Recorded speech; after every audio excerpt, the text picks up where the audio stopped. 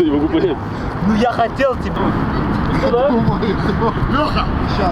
Турсунари, понятно то, что после поражения в прошлой игре, после не совсем удачного старта в этом сезоне настроение в команде может быть не самое хорошее, но тем не менее завтра очередная игра, матч с командой Карабалтой. Какие мысли по этому поводу и что можешь сказать о команде Карабалта?